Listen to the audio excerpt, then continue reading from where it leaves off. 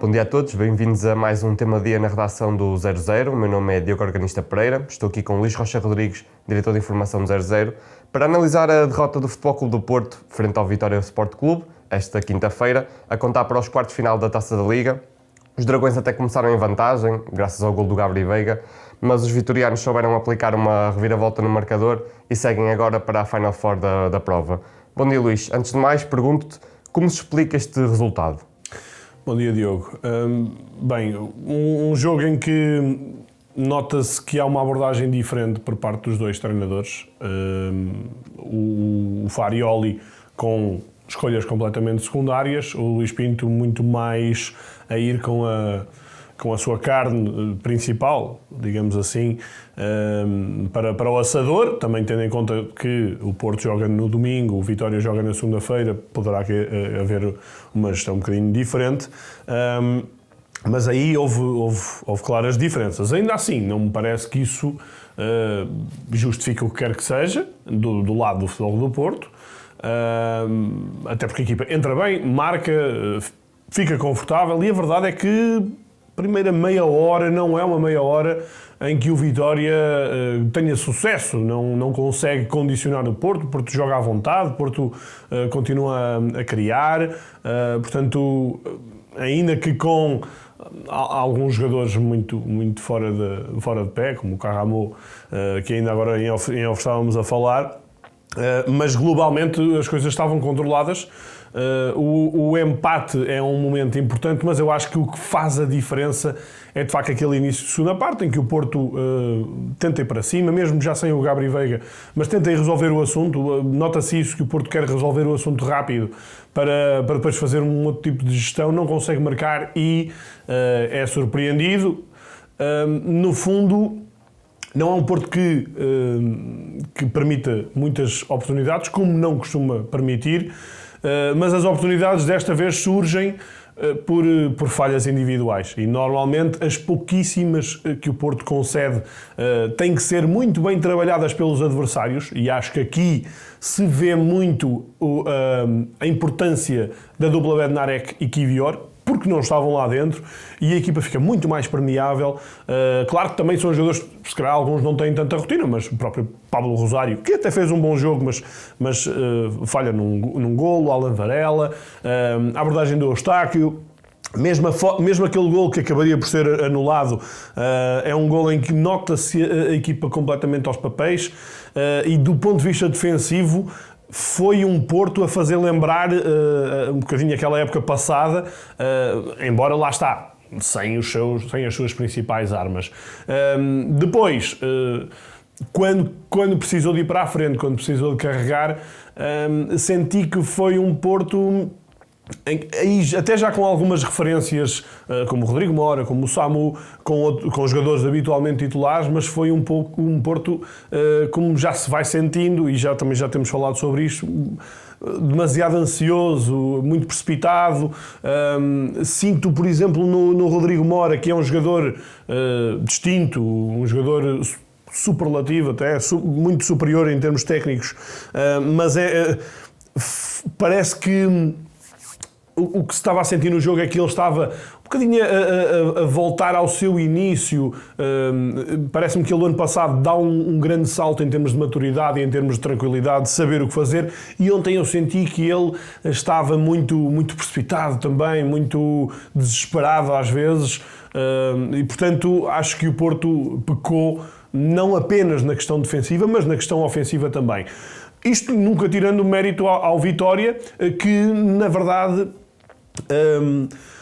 fez um jogo, enfim, quando foi à frente foi objetivo, marcou os 3 golos e até marcou o outro, portanto foi uma equipa com muito sentido de baliza, a aproveitar muito bem as oportunidades.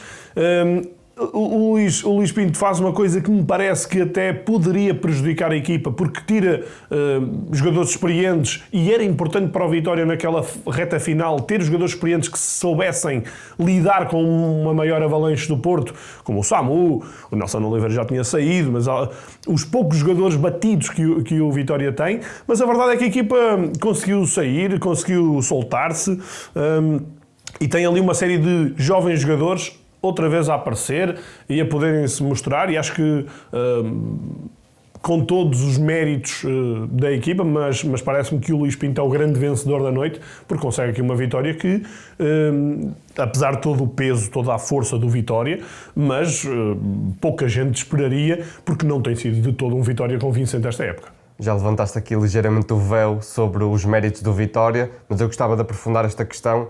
Qual foi o segredo ou os maiores méritos do clube neste triunfo na Casa do Dragão? Há um aspecto muito importante que eu senti no jogo.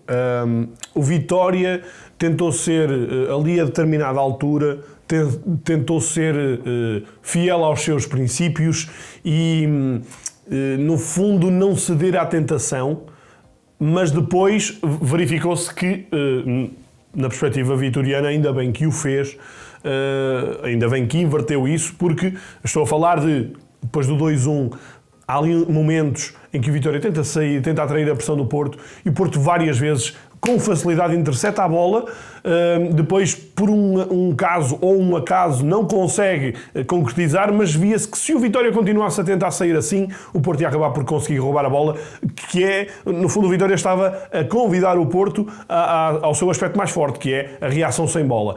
Portanto, o Vitória depois começou a jogar mais feio, a despejar mais bola na frente, a ter os jogadores rápidos também para a conduzirem para zonas mais tranquilas, e esse foi um dos grandes méritos, sendo que o Vitória teve que saber sofrer no início perante um Porto que foi superior na primeira parte e no tal arranque da segunda parte. Portanto, teve que ser uma equipa muito solidária, mas numa época tão atribulada, é claramente uma página muito, muito bonita na história do Vitória, conseguir este triunfo e o acesso à Final Four.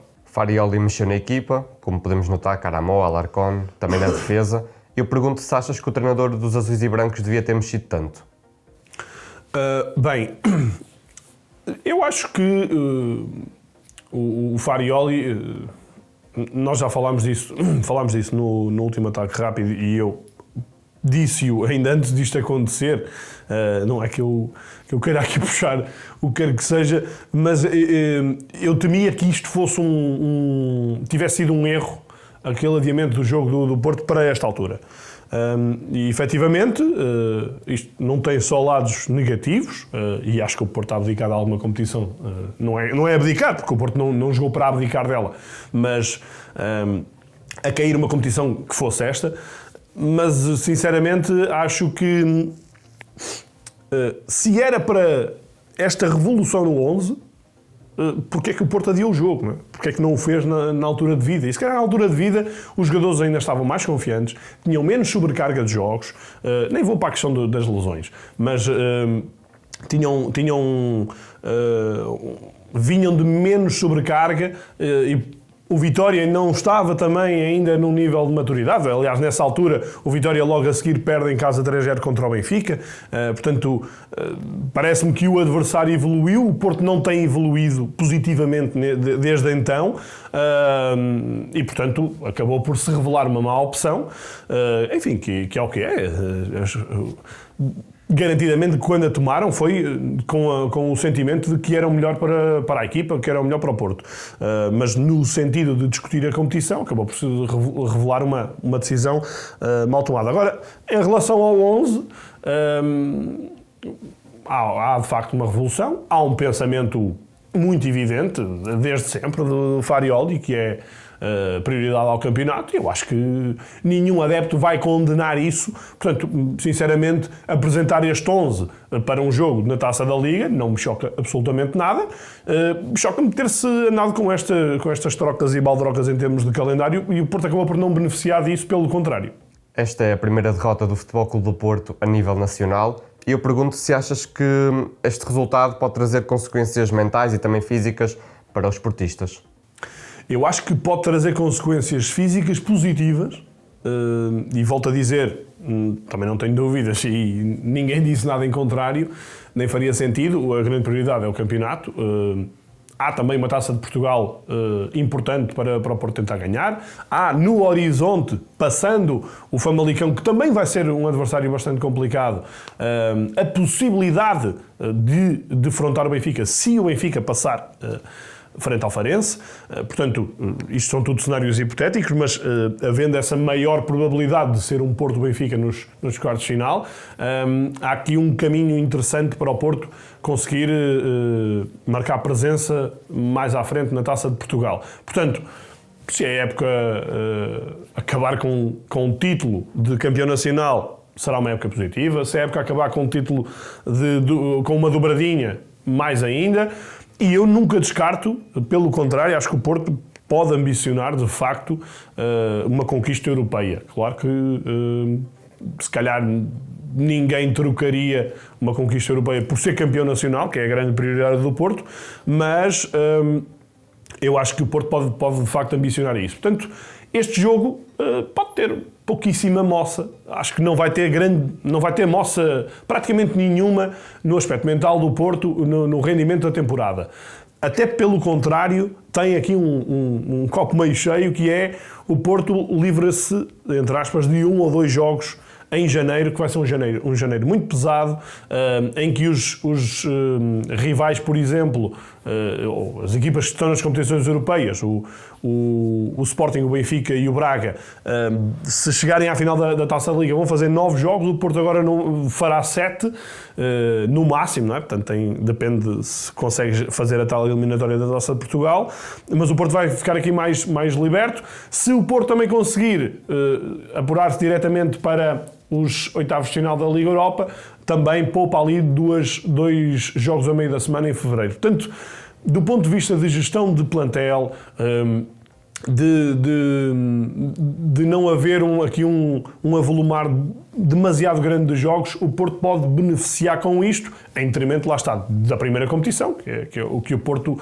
deixa cair.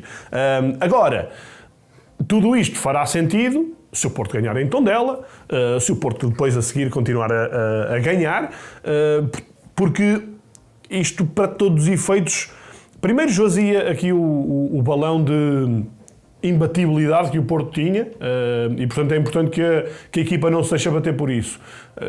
É fundamental que os jogadores mais experientes, mais batidos, consigam gerir bem isto no seio do plantel. Se o Porto conseguir sair a seguir com 2, 3 vitórias, acho que não vai deixar absolutamente moça nenhuma. Agora, se a seguir a isto vier um mau jogo em Tondela, ou a perda de pontos, um não aproveitamento do derby, podemos entrar aqui num momento psicologicamente delicado para o Porto, e em que depois não vai haver grande espaço para se serenar, para limpar a cabeça, porque continuam a haver jogos, mesmo no Natal, na altura do Natal vamos ter sempre jogos ao fim de semana. Portanto, as consequências, eu diria que as consequências físicas até são positivas, as consequências mentais dependem dos próximos jogos. Portanto, acho que ainda fica tudo aqui muito, muito no ar. Ainda assim, eu acho que esta semana é uma semana potencialmente muito negativa para o Porto, pela perda de Luuk de Jong e por, ainda não sabemos, o que é que acontecerá com Gabri Veiga. Porque eu diria que o Porto, se pudesse escolher só uma das coisas, escolheria cair da Taça da Liga, mas manter estes 2 jogadores. Na verdade, pode ter acontecido de ambas as coisas acontecerem negativamente ao Porto.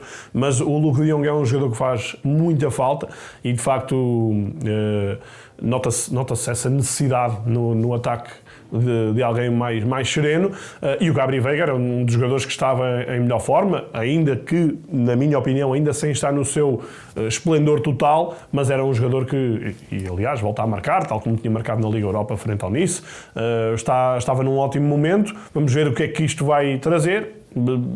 Se calhar será difícil jogar em Tondela, e é um jogador importante para a manobra da equipa. Por último, Luís, e colocando novamente o foco no Vitória Sport Clube, eu pergunto-te o que é que se pode esperar dos minhotos na Final Four da Taça da Liga? Para o Vitória é uma página interessante. Eu honestamente, acho que fala-se muito como é que eu ia dizer, quase da maldição que a Taça da Liga representa para o Futebol Clube do Porto, não é? Que só ganhou uma vez e sendo um clube dos mais titulados em Portugal, ou até o mais titulado em Portugal, sabe muito a pouco. E foi interessante ontem, por acaso, ouvir o Cláudio Ramos a não desvalorizar quando podia ser uma tentação boa, quer o Cláudio Ramos, quer o Farioli, não desvalorizarem a Taça da Liga numa altura de derrota, mas do lado do Vitória, a uma escala obviamente um bocado menor, mas eu sinto exatamente o mesmo. O Vitória vai para a sua terceira meia-final em 19 edições. Acho que é muito pouco para um clube como o Vitória, numa competição que não deixa de ser uma competição mais democrática do que o campeonato, apesar de tudo, em que o Moreirense já venceu, o Vitória de Setúbal já venceu, são 19 edições, nós vimos o Vitória, salvo erro, em 2008, 2009, a chegar às meias finais e a ser eliminado na Luz, frente ao Benfica, vimos o Vitória em 19-20 a chegar às meias finais e a ser eliminado em Braga, frente ao Futebol Clube do Porto, na altura já em formato Final Four, e agora uma terceira vez. E eu acho que o Vitória, e por mais que se calhar se vá olhar para estas meias finais, já sabemos que do ponto de vista mediático se calhar vai-se olhar muito mais para ela como uma potencial final entre Benfica e Sporting, eu acho que não descartaria nada e até diria que do ponto de vista de futebol português, de venda do futebol português, de mostrar para lá dos três grandes, seria muito interessante ver uma final Braga-Vitória, porque não tenho dúvidas que encheriam o estádio desde logo. Aliás, há 2 ou 3 anos um Braga-Estoril e o estádio encheu, portanto acho que um Braga-Vitória ia ser apoteótico. Nunca aconteceu na final da Taça de Portugal, por exemplo. Nunca houve uma final, tirando finais regionais, entre o Braga e o Vitória. Acho que seria um momento único e seria muito interessante acontecer. Agora, para isso, o Vitória vai ter que continuar a crescer como até aqui, vai ter que beneficiar de algum possível também desleixo por parte do Sporting nessa Final Four, e no caso o Braga perante o Benfica, embora aí acho que seja um jogo tendencialmente mais equilibrado e com maior probabilidade de o Braga ferir o adversário. Portanto, o Vitória, que vai jogar contra o bicampeão nacional, não deixa de ser aqui um bocadinho o underdog desta Final Four, mas não me parece que isso seja qualquer problema para a formação vitoriana, e numa época em que as coisas de facto no campeonato não estão nada bem, mas que vão-se começando a melhorar, e o Vitória vai ter um jogo muito importante já este fim de semana frente ao Gil Vicente. As coisas podem-se construir para daqui a um mês o Vitória ter realmente condições para lutar por esta Taça da Liga, o que acho que do ponto de vista vitoriano seria uma página muito interessante. Eu sei que os vitorianos também não valorizam grande coisa a Taça da Liga. Eu sou um fã do conceito Taça da Liga, por mais comercial que possa parecer, o marketing que possa parecer, mas é interessante, e para um Vitória seria uma das boas páginas da história do clube se conseguisse vencer a competição. Obrigado, Luís. Veremos então o que esta Final Four nos reserva. Não perca também esta sexta-feira um novo episódio do Canto do Futebol Clube do Porto, onde o universo azul e branco é destaque, bem como um novo episódio do nosso Ataque Rápido, gravado excepcionalmente depois do jogo entre Benfica e Sporting. Como sempre, fique connosco, fique com o 0-0.